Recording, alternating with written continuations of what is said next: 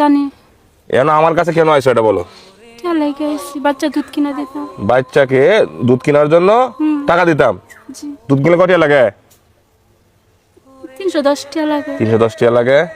এই জন্য আমার কাছে আইসে বাচ্চার দুধ কিনা টাকা দিতাম।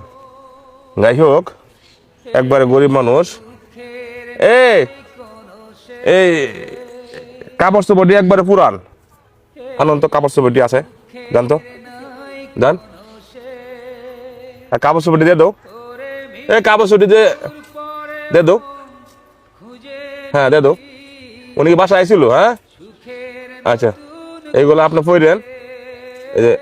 এই যে এইখানে কাপড় চোপড় আছে অনেকগুলা। আপনার কাপড় চোপড়টি একবারে পুরান। আপনার স্বামী যেহেতু গেছে গা, মালা গেছে গা, আরেক জায়গায় ব্যবসা করে আছে, অনেকগুলা কাপড় চোপড় আছে। হ্যাঁ, আমি আপনাকে দিয়ে দিলাম।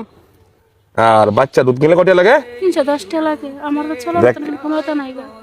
বাচ্চার বাজার সজারি করতে পারি না। হ্যাঁ, বাজার সজারি করতে পারি না, একটা মাছও খেতে পারি না বাচ্চা হলে। খুব মানে কষ্টে আছে। এদিকে আসো। ওই টাকা তুমি ওই মহিলা আছে আমার খুঁজে, বাচ্চা কে দিয়ে দুধ খাওয়াইবো এই টাকাটাও নাই, বাজার সজাগ করবো ওই টাকাটাও নাই। স্বামী পাশান স্বামী আরেক জায়গার মনে গিয়া বিয়া শাদী করিয়া মনে সুখে আছে। আর এই বাচ্চা আর এই বোন খুব কষ্টে আছে, মানুষের কাছে চা খাইতেছে। এই জন্য ভিডিওটা বেশি বেশি করে শেয়ার করবেন আর সকলের কাছে পৌঁছাই দিবেন। যদি পাশান্য স্বামী যদি দেখতে পাই, যেন মায়া মহব্বতে যেমন আবার যেমন ছুটে আসে। ঠিক আছে? যাই হোক, আমার কাছে যেহেতু আইছে, তে আমরা তো মায়া জালে ফরিয়া তাহি। হ্যাঁ, কিছু টাকা দিয়ে দেই, দুধ কেনার টাকা আর বাজার সদাইয়ের টাকা।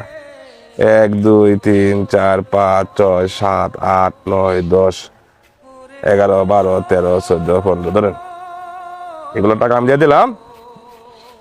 নেন, আরো দিলাম।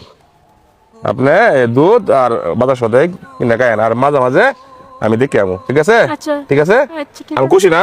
অনেক খুশি আমি, আল্লাহ খুশি, আমিও খুশি। খুশি তো? জি খুশি।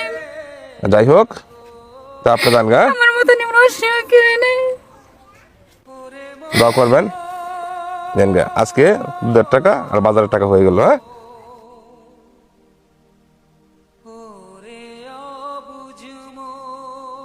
বাবা।